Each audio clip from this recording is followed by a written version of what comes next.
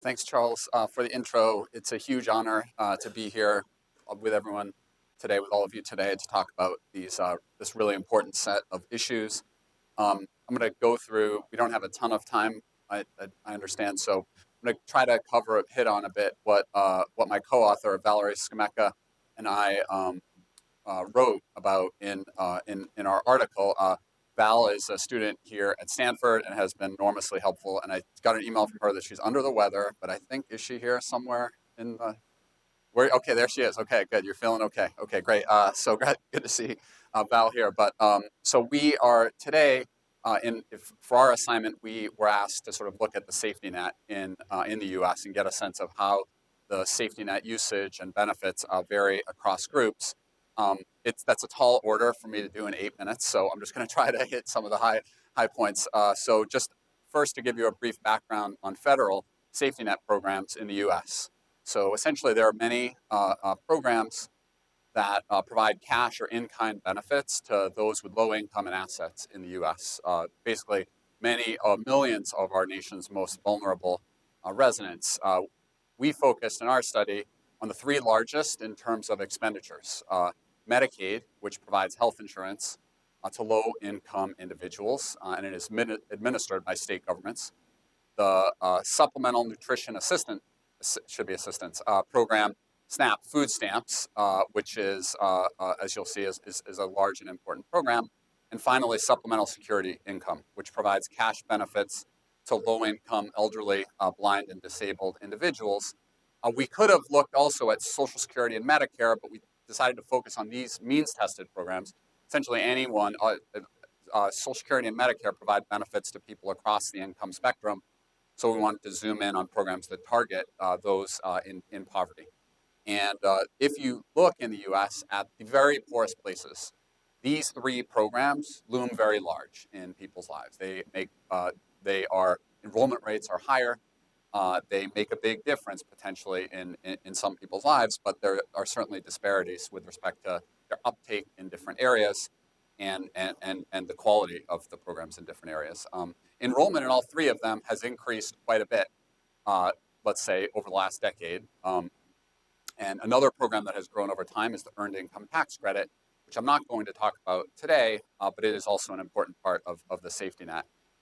These three, if I were covering this 25 years ago, I would focus much more on TANF, which previously was known as AFDC, but that program has shrunk quite dramatically over time so that it is tiny relative to these three programs that I'm going to talk about.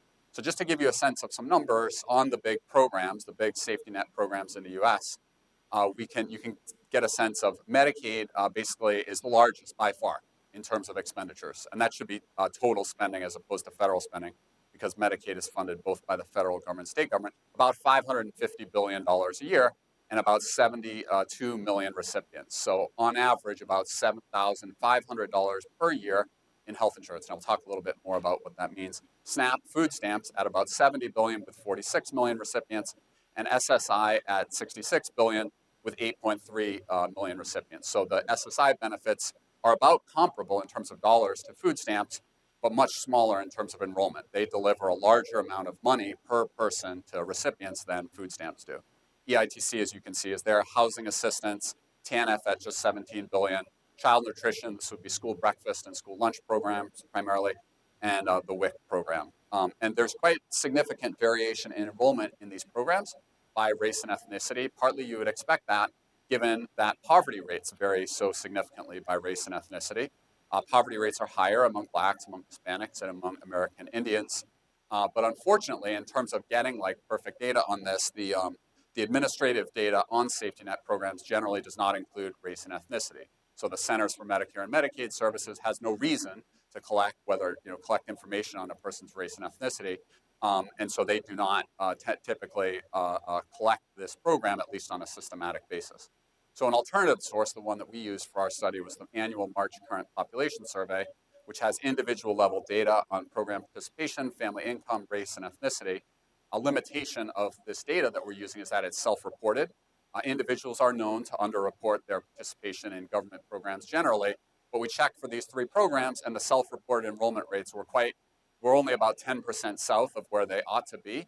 given what we can see from the administrative data. So we feel pretty good that this data, with the caveat that it is self-reported and there are potentially limitations with that. We think that to the extent we could reconcile it, it looks pretty reasonable. Just quick background on Medicaid: 72 million people on the program, administered by states and partially funded by the federal government. One important thing about Medicaid that's not broadly known is that there's a much larger federal match in poorer states than in wealthier states. So a state like West Virginia or Mississippi is going to get a higher share of its Medicaid spending covered by the federal government than a state like Connecticut or New Jersey.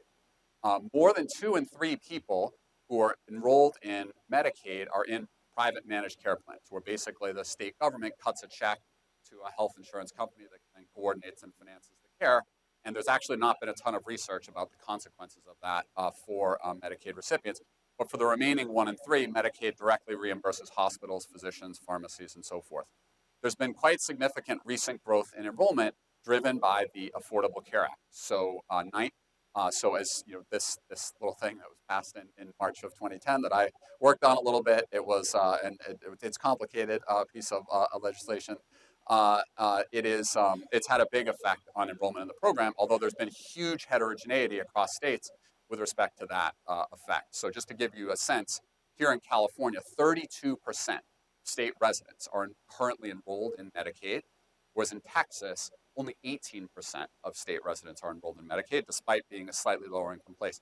And that's to a large extent because Texas did not elect to expand Medicaid as a result of after the Affordable Care Act, whereas California did. And those decisions at the state level, the fact that 19 states decided not to expand Medicaid, had affected some groups more than others. So what we did in our survey, and I'm not going to be able to go through all of these numbers here, but what we tried to do was get a sense of to what extent enrollment in these programs lined up with poverty rates for the program. You can think of, for every N poor individuals in a group, suppose there might be some constant multiple of that on the program. And one of the things that we were struck by, so here we see the poverty rate, and we can see, and this is consistent with the earlier presentation, this is American Indian and Alaska Native here, but Black, Hispanic, and American Indian have higher poverty rates than, let's say, white or Asian.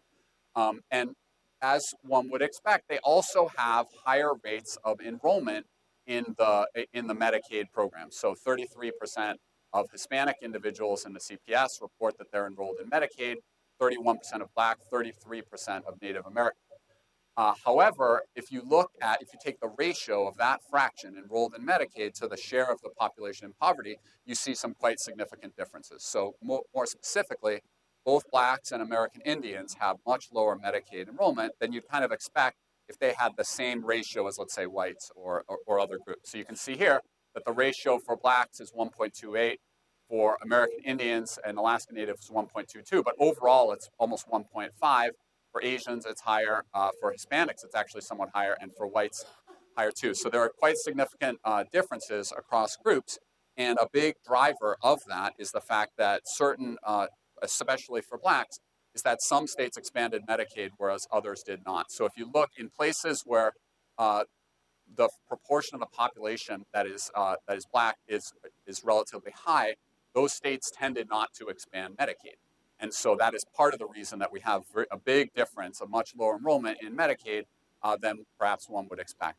For the other safety net programs, things are somewhat more comparable. So for food stamps, Supplemental Nutrition Assistance Program, $70 billion a year in federal spending. About 1 in 5 kids are currently getting benefits from food stamps. And it is another in-kind as opposed to cash safety net program. The average household gets about $255 per month, and per person it's about $126 each month. And you can think about that. So how much is that? That's about $1.40 per meal in the course of that's one way to think about the average food stamp benefit. This program has grown a lot over the last 10 years. If you looked at enrollment in the program 10 years ago, 2007, it was more like 26 or 27 million, and it went up a lot during the Great Recession, and it has remained fairly high. Partly that was a function of federal policies that increased slightly the generosity of the program. But here you can see for this program, the share enrolled in SNAP benefits receiving food stamp benefits also is higher among disadvantaged groups, but among certain minority groups. But this here you see that the ratios here, so overall it's about 0.95 ratio. which is to say for every 100 people who are in poverty, we've got about 95 people who are on food stamps. And the ratios here across groups are more comparable than previously. For Hispanics, very close to that. For Blacks, actually slightly higher than that. And for American Indians, slightly higher than that. The final program that we zoomed in on was supplemental security income. So this program provides benefits to people, low-income individuals who are aged, blind, or disabled. The growth in this program over the years has been in the number of people getting benefits because of disability. In 2015, there were about 8.3 million beneficiaries receiving $55 billion in benefits. The maximum monthly payment for a person on SSI is $735. So in contrast to food stamps, which provides smaller benefits per month to a larger number of people, SSI concentrates more money per month to a smaller number of people, to people who are disabled. But it's a program that's grown enormously in terms of, and when we think about the safety net. If we look back 25 years ago, temporary assistance to needy families, AFDC, was massively bigger than SSI, and now the reverse is true. So there's really been a shift. And so what we see, but there are, of course, differences in rates of disability across groups. So for example, Hispanics have lower rates of disability, partly because their average age is younger. But what we uncovered here is that, if you basically look at the share enrolled in SSI, it actually is highest for Black and American Indians, which kind of makes sense given their higher poverty rates. The group for whom it is lowest are Hispanics. Now, partly that may reflect the fact that Hispanics are younger on average and so less likely to be disabled, but it could also be evidence of language barriers or other things that, because it's a somewhat complicated program to apply for and to navigate and to go through that whole process. So I think safety, just to summarize, safety net program enrollment certainly does vary by race and ethnicity. Enrollment is generally higher among Blacks, American Indians, and Hispanics than among whites and Asians, which one would expect given the higher poverty rates. The thing that jumped out at us the most was the difference for Medicaid, and that is, partly a consequence of the state Medicaid expansion decisions. But I think it's important for people who are interested in the effect of these programs, which kind of cushion the economic disadvantage that millions of our fellow residents face, fellow U.S. residents face, that what are the other factors that lead to program enrollment varying for reasons that aren't ideal? Take up decisions, for example, do people know about these programs? Language barriers, are people geographically isolated? What about program quality? How good is the program? Perhaps the reason that some don't sign up for Medicaid is that maybe the program isn't as good for them. So in any case, I really appreciate the opportunity to be here, and I'll just stop there.